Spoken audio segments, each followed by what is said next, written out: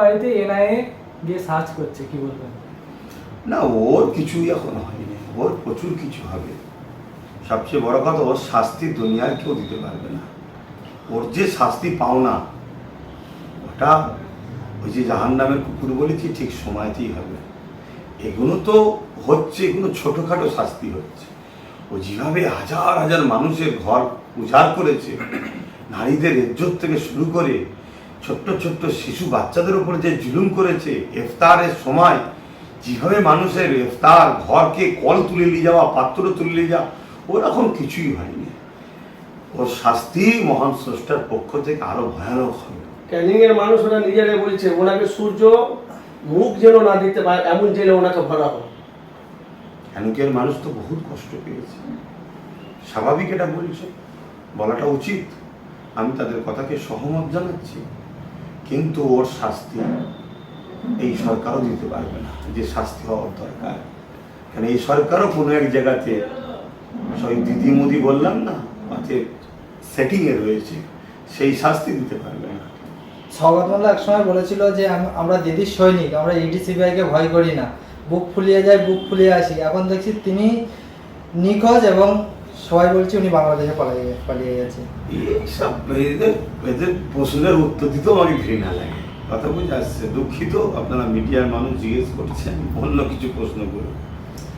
মাদ্রাসায় সমস্ত রকম প্রকল্প বন্ধ করে দিল রাজ্যের সরকার, অগ্নিমিত্রা বল তিনি বলছেন। করে দিয়েছে না প্রচার করছে? এটা প্রথম জানতে হবে। সংবিধান যে অধিকার দিয়েছে, সেই অধিকারের বাইরে গিয়ে যে কোনো সরকার অন্যায় যদি করে, তাহলে সেই সরকার সংবিধান বিরোধী সরকার, তার বিরুদ্ধে সংবিধানকে সামনে রেখে লড়াই করার নৈতিক দায়িত্ব মানুষের আছে। এখন এগুলো বলে শুধুমাত্র আইওয়াশ করছে কেন? যেভাবে হকার উচ্ছেদ করতে গিয়ে অমুসলিম ভাই যারা বিজেপিকে এনেছে, তারা নিজেরাই স্বীকার করছে তাদের যে ক্ষতি হয়েছে। দেখুন, যদি প্রয়োজন হয় রেল লাইনকে বাড়াবার বা আরো কিছু করার, তার জন্য তাদের পুনর্বাসন দেওয়া দরকার। তাদেরকে তো জায়গা দিতে হবে, তারা তো ভারতীয়, তারা তো মানে ভেসে আসেনি।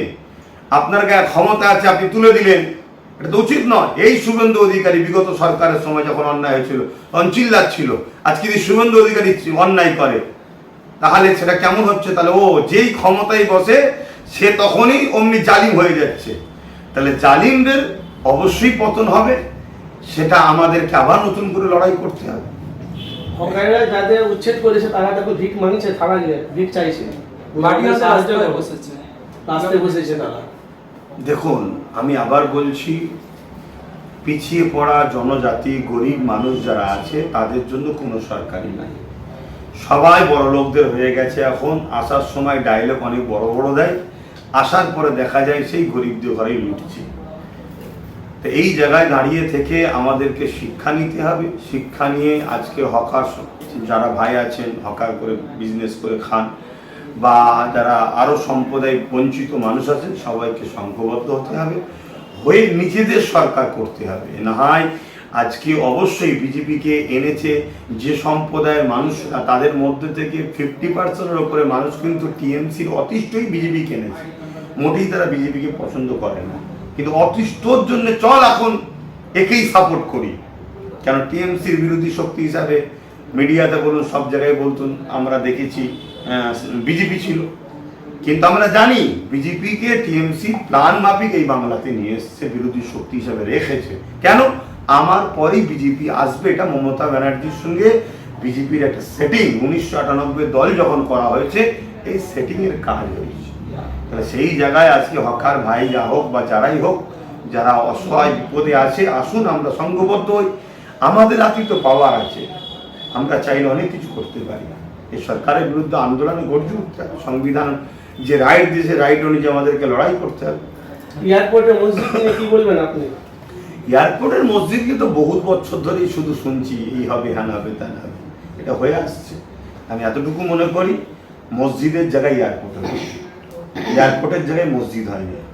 আচ্ছা, মসজিদ আমার ছিল, আছে, থাকবে। আমার মসজিদ দিয়ে কেউ যদি গাইজড়ি দেখেন, আমরাও গাইজড়ি দেখাবো। আজকে আমরা দেখছি হাড়োয়াতে মাতিন সাহেব, তিনি টিএমসি থেকে জিতেছিল, কিন্তু তারই বিধানসভাতে তাকে চোর চোর বলে আজকে মহিলারা তাড়া করে। অ্যাকচুয়ালি কথা হচ্ছে, উনি এমন একটা দলের নাম লিখিয়ে ফেলেছে, সেই দলটা